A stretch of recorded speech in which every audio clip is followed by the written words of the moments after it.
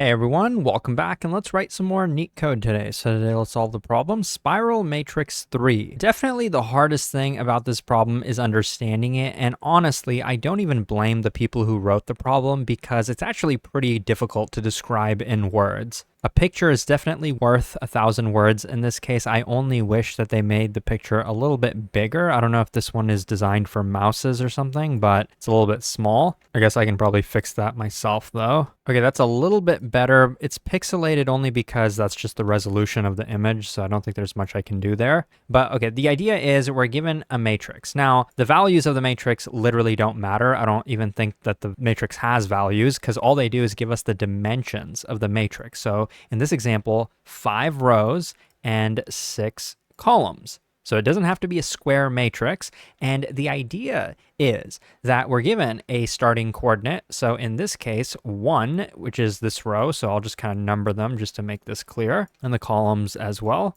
And they give us this coordinate. So that would be 1, 4 right over here. And so the idea is from this coordinate, we want to go in spiral order. Spiral order is basically like visiting all the cells. And honestly, that's why this is the third problem in the series of spiral matrix problems. I'm pretty sure we've done the first one. I'm not 100% sure about the second one. But either way, this one is still doable. We're here. First, we go right. And you can kind of just learn about the problem from a simulation. So first we go right, then we go down, as is kind of shown in this drawing. Then we go to the left, but we don't go to the left just by 1 because we want to do this in spiral order. If we only went left by 1, we're going to go up and revisit the same position. That's not what we want. So we go left twice. That's just the nature of the problem. And then we go up twice. And then when we go right, we don't go right twice, we go right 3 times. And now we're out of bounds. But in the context of this problem, that's okay. That's what they're trying to say over here, I think. Like this portion, which is kind of confusing to understand without a picture. But here we go down and we go down 3. And then here we go left, but we don't go left 3, we go left 4. So you might have noticed the pattern here. Here we're going to go up 4. The pattern is this. First we went right, let's say this, by 1. Then we went down, I'll do D for that, by 1. Then we went left by 2. We went up by 2. And now we start over. We go right, but not by 2 or by 1. We go right by 3. We go down by 3. We go left by 4. We go up by 4. This is the pattern. Now you have a chance of solving this problem, and feel free to try to do that on your own if you want. There are many ways to code up this sort of solution. I'll at least give you the high level logic so you'll have a starting point. The easiest way to do this is to do the simulation, so we will possibly end up out of bounds. So we might, end up visiting positions that are outside of this grid. It's not a huge deal though. So I guess ultimately what we're trying to do is give the coordinates of the cells in the order that we're going to visit them, given like this spiral matrix rule. So this is kind of the simulation right there. I don't know if I just casted a spell on you, my illusion or whatever, but in the order that we visit those cells, we want to add the coordinates of them to an array and then return that array. The easiest way to do that is anytime we're out of bounds, it's not going to be difficult to know that we're out of bounds because we have the dimensions of the matrix, so we can just detect that and skip those cells. So only the cells that are in bounds, we want to add them to the result, and we'll do a simulation to do that. So that's pretty much it in terms of like the high level implementation. The time complexity, even though we're going to be visiting cells technically that are out of bounds, I mean, I guess in the worst case, we would start, I think, at the top right position, because in that case, then we might obviously have a lot of cells that are out of bounds. I think roughly like the number of coordinates that we visit will be 4 times the size of the matrix. So it's still proportional to the size of the matrix. So I think the overall time complexity is just going to be rows multiplied by the number of columns, in the worst case, I think. And the space complexity, if you don't count the output, we're not really going to need any data structures. So I guess it's constant if you're not counting the output. Obviously, if you're counting the output, it's going to be the same as the size of the matrix.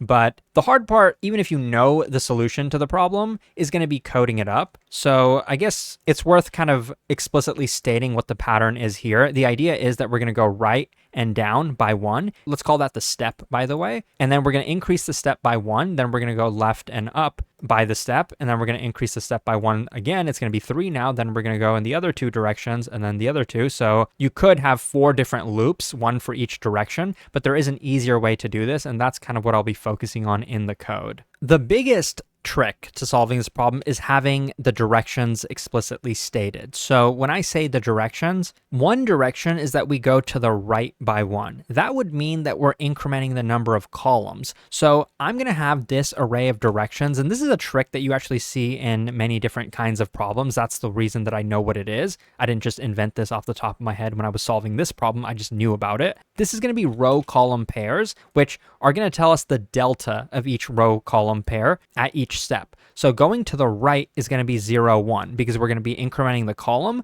but keeping the row the same. And the next direction is going to be going down, remember? So how do we do that? Well, we increment the number of rows and leave the columns the same. Third, we're going to be going to the left. So that would be decrementing the number of columns and keeping the rows the same. And then lastly, it's going to be going up, which is going to be decrementing the number of rows and keeping the columns the same. So once you have these, you have a chance of writing a pretty clean solution. So we're going to have our result, and that's going to be the array that we end up returning. Now, what's the terminating condition? How do we know that we have visited every cell in the matrix? I mean, I guess we could have a hash map and mark every position in the matrix as visited, but we actually don't need to do that because remember, the result is only going to contain valid positions in the matrix. So we know we're done when the length of the result is equal to the rows multiplied by the columns. So while it's less than that, we are going to continue. And let's keep track of our current row and current column. So I'll create separate variables for that, row column, and that'll be row start initially and column start initially. Now is kind of the interesting part.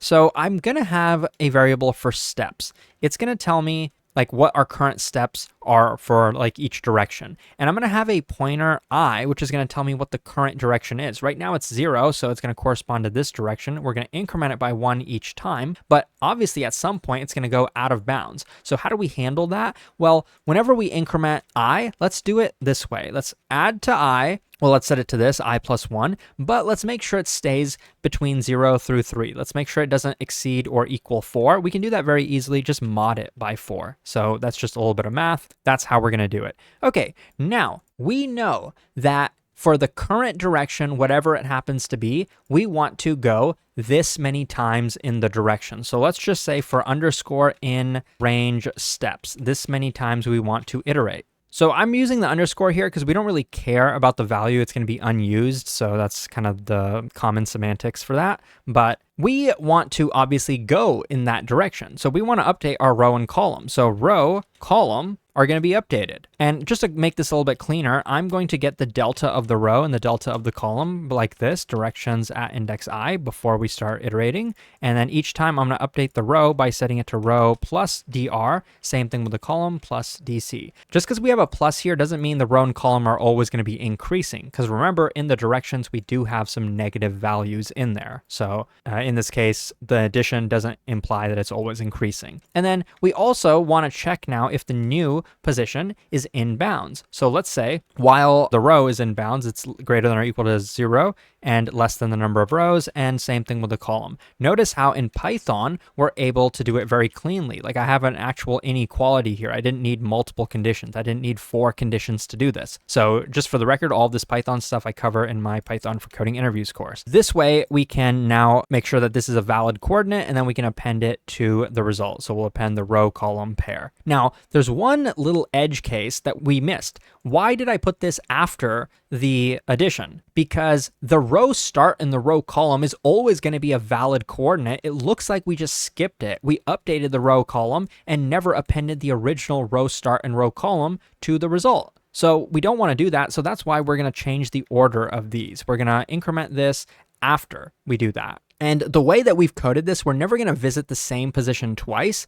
And we're never going to add a position to the result unless it's valid. So we're pretty much guaranteeing that we're never going to go over the length of this anyway. So we're never going to have an invalid solution. From here, there are a couple different choices that we have. Remember that we also want to update the steps. We want to increment that by 1, but we only want to increment it by 1 after 2 of these have run, remember? If you wanted to, you could copy and paste this, or you could have some kind of flag that tells you that you're only allowed to increment this on every other iteration of the loop. You could do it a bunch of different ways. The easiest way is probably just to wrap this in another loop so that it executes twice rather than copy and pasting it. I mean, that's kind of the whole point of having loops in the first place. So let's do that for underscore in range 2. Now you might see that I used the same variable in multiple places. Most of the time you would never want to do this. In many languages, you're actually not allowed to do this, but it doesn't matter in this case in Python because remember, we're not using this value anyway. Technically, this is going to conflict with this, like they're going to be changing and reassigning each other, but that's not going to be a problem because both of them are unused anyway. I mean, if you wanted to, you could change this to X and change this to Y. It